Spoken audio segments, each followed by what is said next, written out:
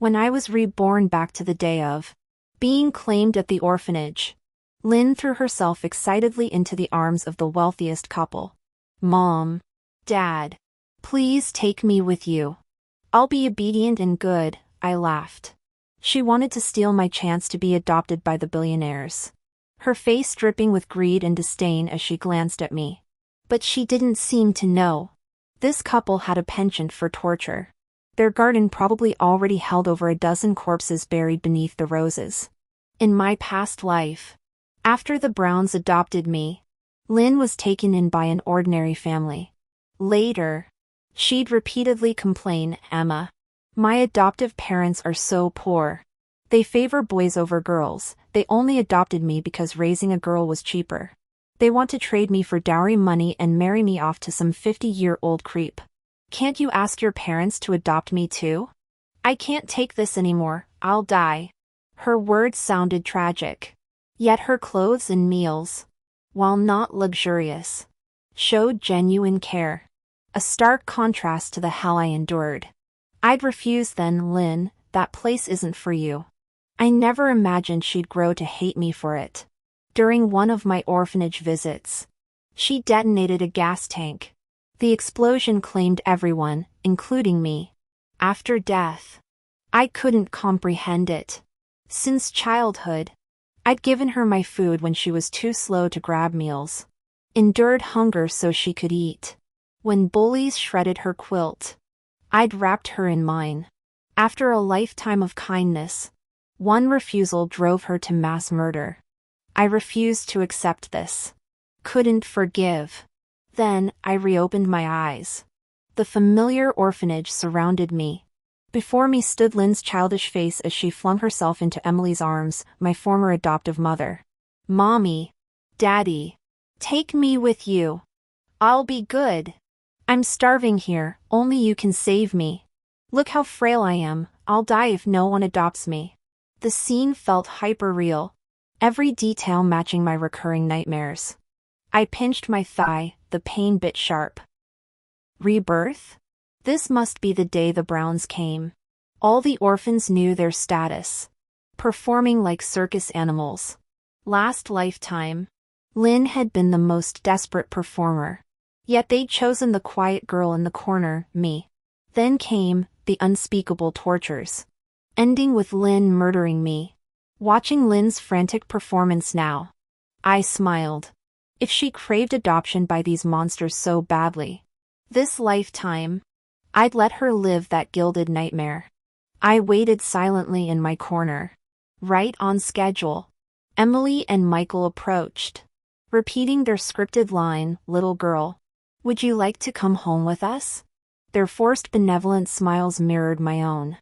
"I don't want to," I said sweetly, pointing at Lynn. "But she's dying to go with you." Ignoring Lynn's jealous glare, I walked over and pushed her forward. Lynn's always been sensible, but no one ever wanted to adopt her. She's frail and has vocal cord issues, can't speak loudly for long. That's why people kept rejecting her. I turned to the middle-aged couple. "If you truly want to do good, please take her." Emily and Michael exchanged glances, excitement flashing in their eyes. "Really? Her speech is actually impaired?" Though startled by my lie, Lynn quickly caught on, mimicking a choked whisper. She blinked back tears. "Everyone always hated me. But you feel different. Like my salvation." Emily's smile widened uncontrollably. Michael immediately grasped Lynn's hand. "This poor child. Let's adopt her today." Lynn's grin stretched ear to ear as she chirped. "Thank you, Mom and Dad. I'll make you proud." After the paperwork, Lynn strutted from the orphanage like a peacock, climbing into the luxury car with her chin held high. Through the rearview mirror, her triumphant smirk aimed dagger-sharp at me. I chuckled. Little did she know, she wasn't heading to paradise, but straight into hell. Who could guess that the Greens, those charity-obsessed philanthropists, were actually sadists? Before me, they'd secretly tortured countless powerless victims.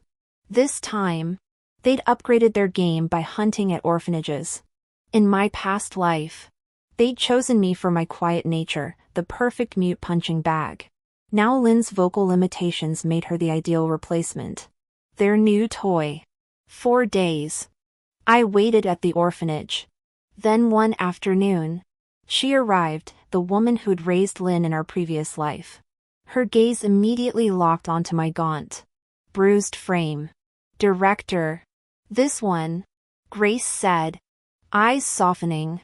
"I've finally saved enough after raising my son. Wanted to do some good." Kneeling, she offered a smile warm as sunlight. "Sweetheart. Come home with me? I'll cherish you like my own." Memories flooded back, Lynn's tearful complaints last life about Grace being cheap and planning to sell her for dowry. My subsequent investigation had revealed the truth. Lynn's ingratitude knew no bounds. To her, any family without billions was worthless. But what Lynn scorned, I craved. Clasping Grace's hand, I vowed, "I want to go with you." She led me through adoption formalities to a modest 2-bedroom apartment. Every surface gleamed in warm lamplight. A plain-faced young man with kind eyes approached. "Mom called about you. Emma, right?" Dan squeezed my hand gently. "I'm your brother, Dan." They warmly brought me fruits and snacks, showing off the new clothes they just bought. "Emma, our place is small. You'll take my room and I'll sleep on the couch," Dan said with unexpected gentleness from the supposedly harsh brother Lynn had described. When I kept refusing, Grace started packing his belongings. "You're our daughter now. As your brother, he should make space for you. We know you've had it rough before. We're not wealthy, but we'll give you the best we can." Dan excitedly showed off his handmade figurines, pressing a pristine new one into my palm. "When Mom said we were adopting a sister, I stayed up nights making this. Hope you like it." Their affection felt genuine, making me clutch the figurine tightly as I whispered, "Thank you, Mom." Dan. At dusk, John came home from work. Seeing me, the family patriarch became flustered with joy. "Emma, this is your home now. Ask for anything, we'll move mountains." His calloused hands revealed a simple crystal hairpin. "It's not much, but thank you, Dad." My throat tightened. Grace immediately clipped it in my hair. "Don't overthink, sweetheart. What's for dinner?" I couldn't fathom why Lynn had abandoned this warmth. After a week, my parents enrolled me at the prestigious school where Grace's sister taught. On my first day, I encountered Lynn surrounded by admirers, her designer bag gleaming. "Yeah, my family's estate has a half-acre pool," she preened, catching sight of me. "Emma Johnson, heard you got stuck with the DeVises in their tiny apartment?" Her smirk faltered when I countered, "My brother's heading to MIT. We're doing just fine." Her knowing smirk about John's name and our home layout confirmed my suspicion she remembered our past life too. As she stormed off, I smiled.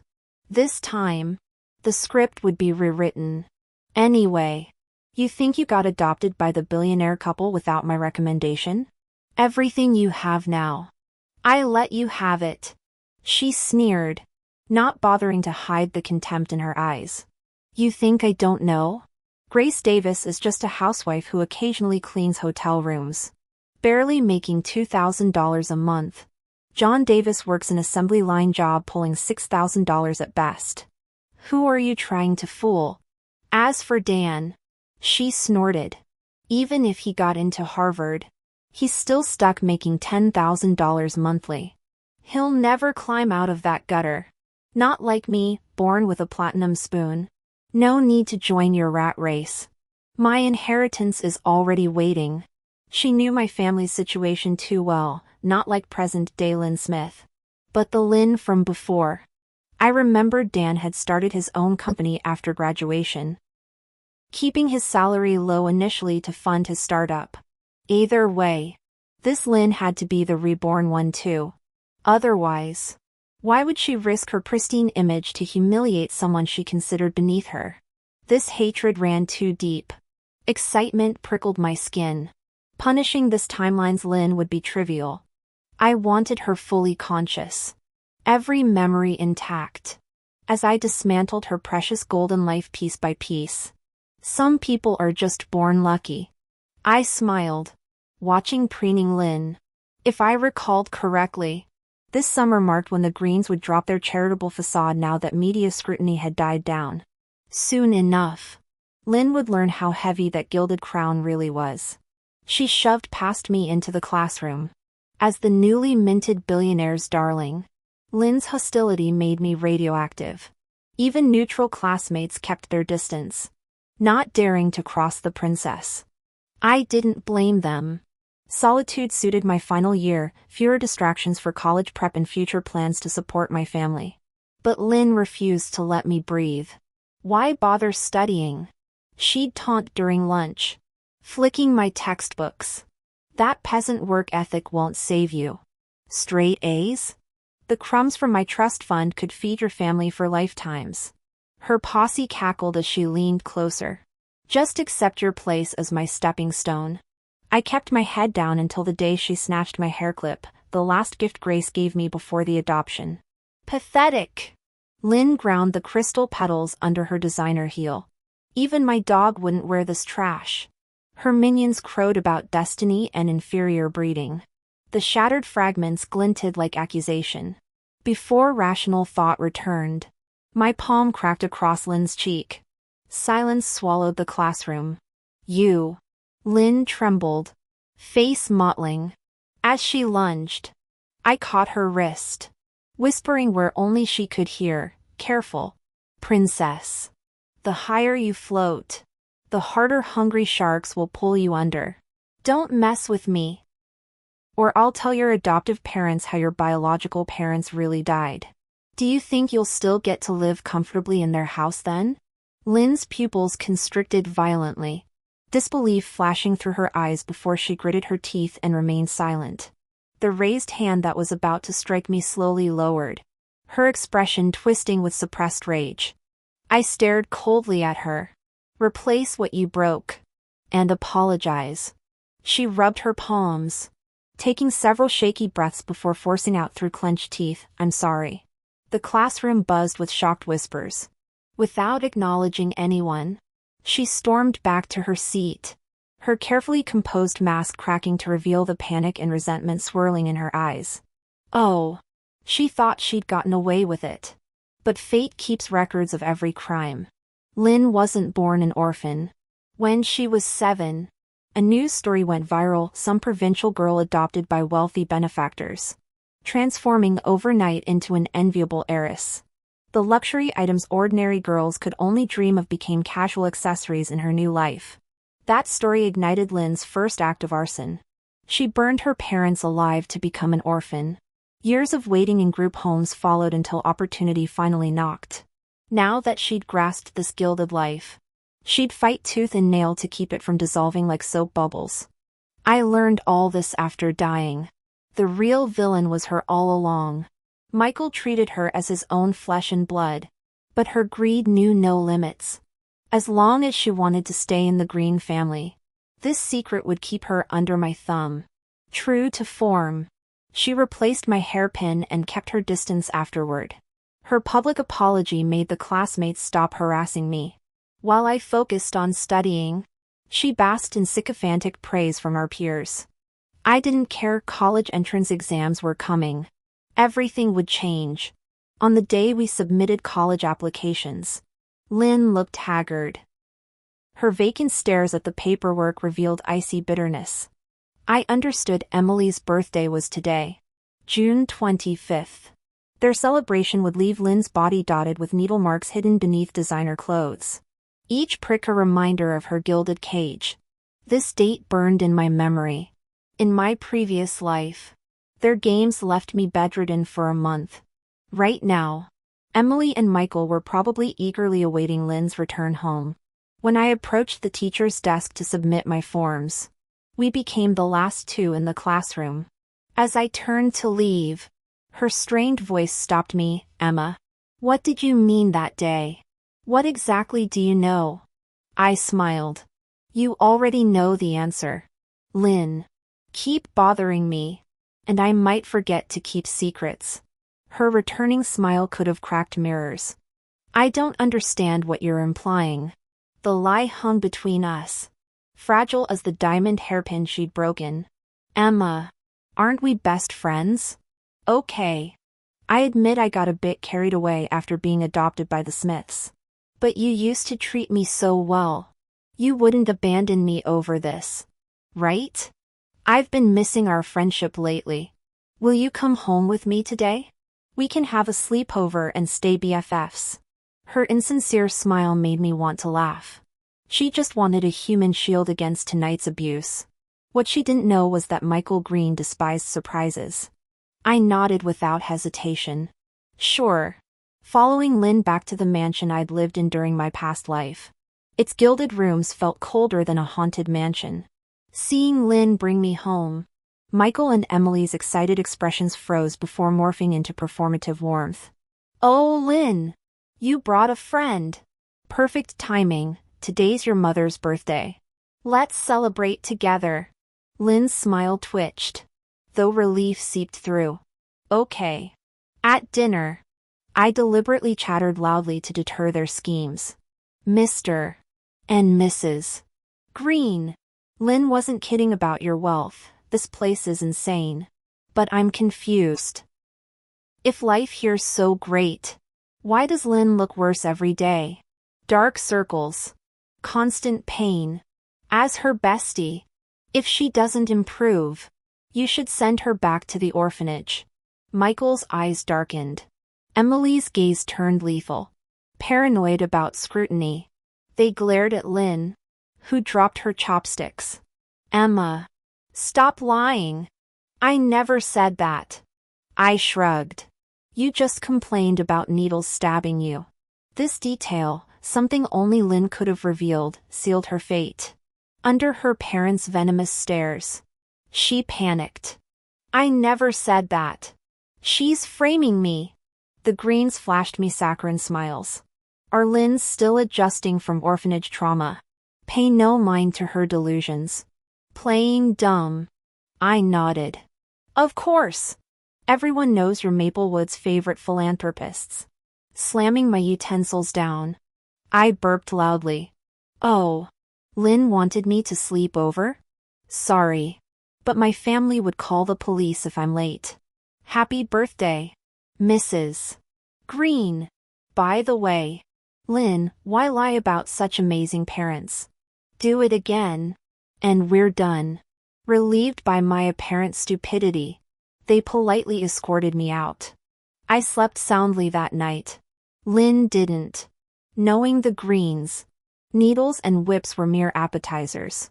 The real torture, agonizing pain without escape, would test her princess resolve. Surviving wouldn't bring freedom. Only worse torment. My comments had enraged Michael. His fear and fury now solely Lynn's burden. Weeks later, a psychiatric report from Green Enterprises private hospital declared Lynn schizophrenic. From that moment on, every word Lynn uttered was branded as lies. Afterward, she appeared genuinely shattered. Even when attending class gatherings, she refused to speak to anyone. The slightest accidental contact would send her into trembling fits. When asked what was wrong, she'd shriek hysterically, "What could possibly be wrong? I'm the adopted daughter of the wealthiest family. My life is 1,000 times better than any of you." After several such outbursts, people stopped acknowledging her existence altogether. Watching this unfold, I smiled bitterly. My previous life had been fortunate compared to hers. Before Michael and Emily's first act of cruelty, classmates had warned me about the rumors of missing children from remote areas. I'd taken precautions, making myself unforgettable through constant visibility, strategically positioning others to intervene. But unlike Lynn, I never exploited my status. Instead, I spent every penny Michael gave me for appearances on helping classmates. My genuine friendships became lifelines. ensuring the abuse never turned fatal. By keeping silent, I avoided medical documentation that might have trapped me longer. I survived until graduation with prestigious university acceptance letters and scars hidden beneath long sleeves. On my way to freedom, I wanted to revisit the orphanage, only to have Lynn's arson destroy my new beginning. Now stripped of social currency, Lynn found few willing friends who'd tolerate a preening peacock constantly flaunting imaginary feathers. Most classmates snickered behind her back, except for opportunistic sycophants hoping for scraps. As Michael and Emily grew bolder, Lynn deteriorated daily. Chemical-induced flush couldn't mask her hollow eyes and corpse-like demeanor. People avoided her increasingly, until she vanished from school entirely. She reappeared at our graduation dinner wearing a grotesque smile. When she cornered me later, her laughter turned manic. "Emma, you came back too, didn't you? You knew those monsters would destroy me. You've ruined my life." Too late. The moment she'd gleefully entered their luxury car, her fate was sealed. I smiled coldly. "How is this harming you? Last time, you killed me out of jealousy for my position. Isn't this the life you craved? Why aren't you happy?" Her drug-reddened face paled with rage. "I'll destroy you again. I'll always be superior." I shoved her bony shoulders. "Let's see you try." She stumbled weakly, synthetic vitality draining to deathly pallor as she retreated.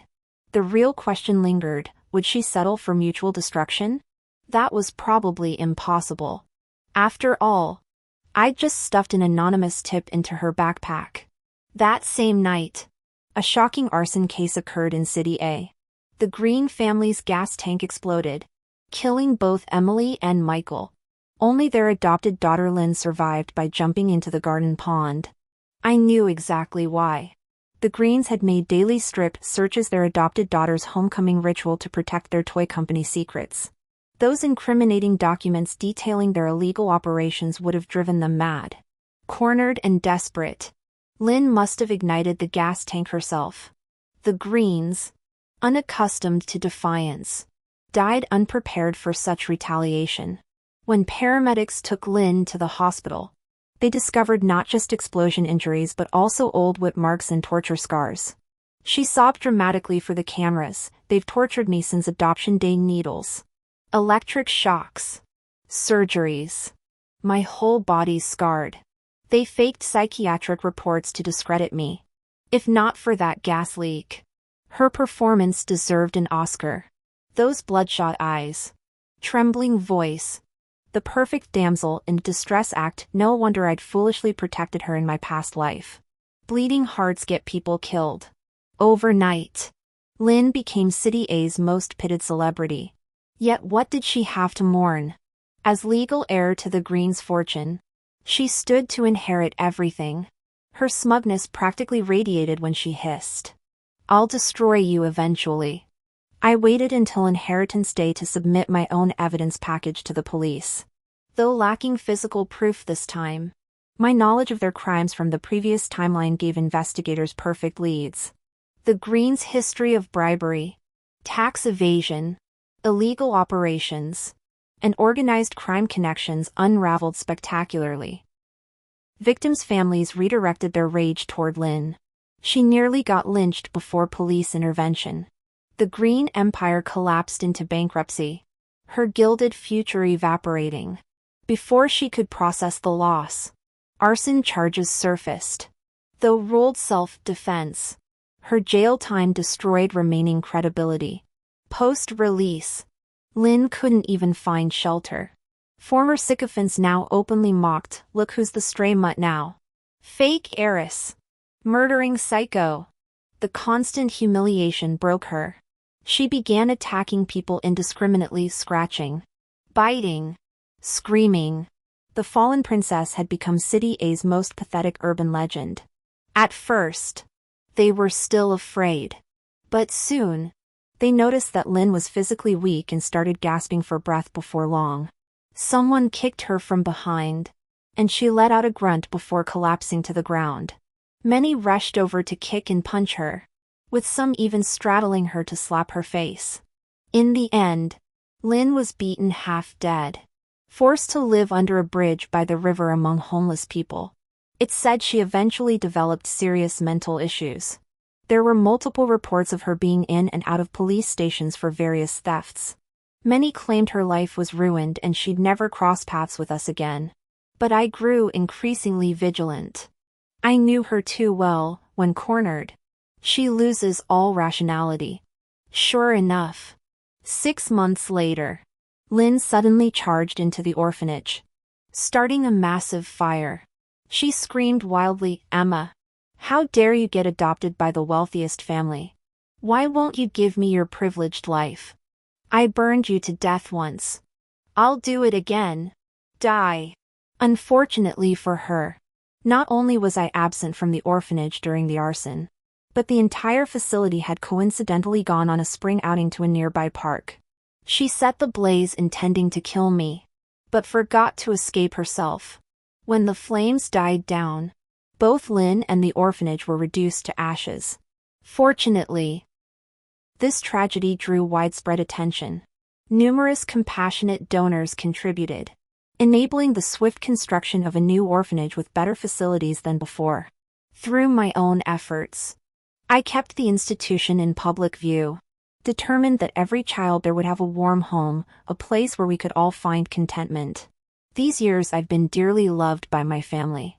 Though not living in luxury, my growth has been bathed in sunlight. I successfully entered Tsinghua University, becoming Dan's junior. True to his previous life's path, Dan started his own business after graduation. After surviving the initial struggles, his company grew exponentially and went public within 3 years. My family's unwavering kindness remains constant. This is exactly the life I've always wanted.